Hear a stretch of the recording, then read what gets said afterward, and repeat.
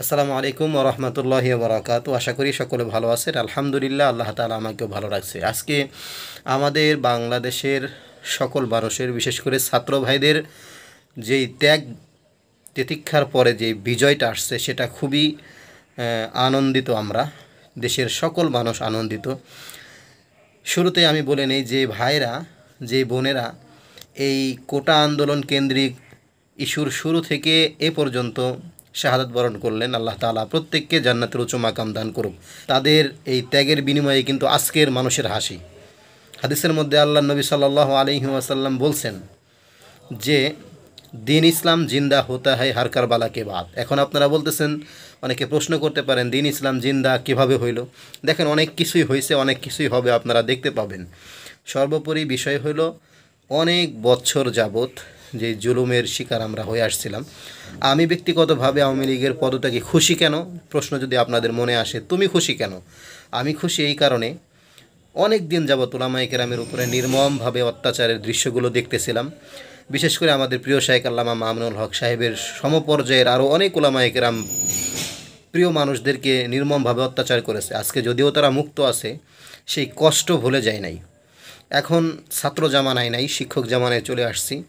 তো মন চাইলেও মানে হৃদয়টা পড়েছিল সবসময় ওখানেই, কিন্তু আশেপাশের বিভিন্ন ঝামেলা, পারিবারিক ঝামেলা, যার কারণে অংশগ্রহণ করতে পারি না। এই জন্য দুঃখ প্রকাশ করি, সবসময় ব্যথিত ছিলাম।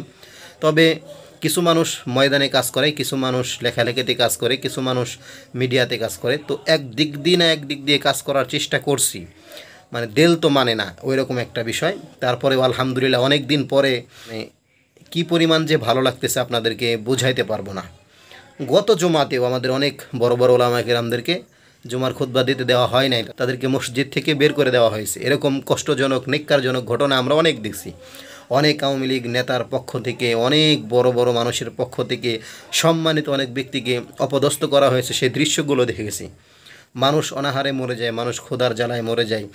মানে অত্যাচার, জুলুম অত্যাচারের কী যে চলছে দেশে, এগুলো আপনারা সবই জানেন। বিশেষ করে আমরা যারা কোটা আন্দোলন কেন্দ্রের শুরু থেকে ছিলেন, যারা ছিলেন তাদেরকে তো ধন্যবাদ জানাই। তারা তো ময়দানে ছিলেন। তাদের মধ্য থেকে যেমন সাইদ ভাই শাহাদাত বরণ করলেন, কল্পনাও করতে পারেন নাই তাকে গুলি করা হবে, সেটা একটা বিষয় গেল।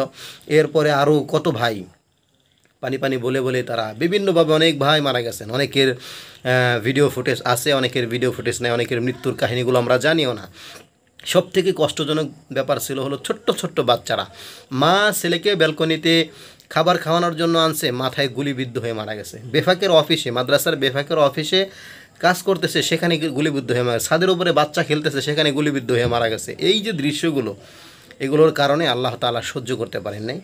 তো যাই হোক, পতন হয়েছে, আমি আনন্দিত। আমাদের ওলামায়ে কেরামগণ বহু নির্যাতনের শিকার হয়েছেন।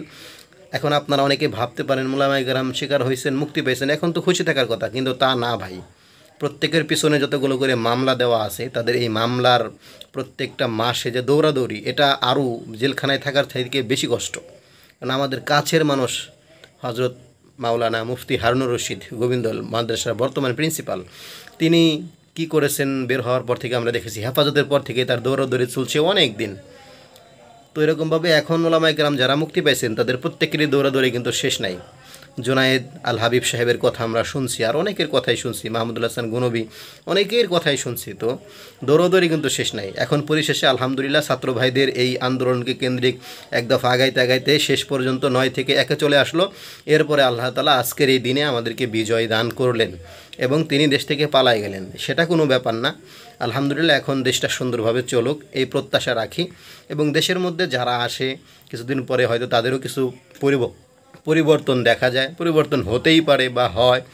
একটা সময় অনেক রকম অন্যমনস্ক হয়ে যায়। তো সকলের জন্য একটা কথাই বলবো, যেই ক্ষমতায় আসেন, যে দলে আসেন, যারাই আসেন, সব সময় একটা বিষয় মাথায় রাখবেন, যাতে করে জুলুম না করি, অর্থাৎ আপনাদের পক্ষ থেকে জুলুম যাতে করে না হয়, এই বিষয়টা খেয়াল রাখবেন।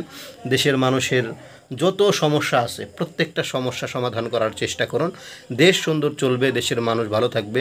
প্রবাসে যারা আছে তাদেরকে সম্মান দেওয়ার চেষ্টা করুন, যে 1 টাকা কামাই করে তাকেও সম্মান দেওয়ার চেষ্টা করুন। আল্লাহ তাআলা সকলকে ভালো রাখুক। আরও কথা বলবো অনেক সময়, আজকে দেখেন কোনো প্রস্তুতি ছাড়াই কথা বলা, আরও আগেই বলা উচিত ছিল, তারপরেও এখন বললাম। সকলে ভালো থাকুন। আসসালামু আলাইকুম।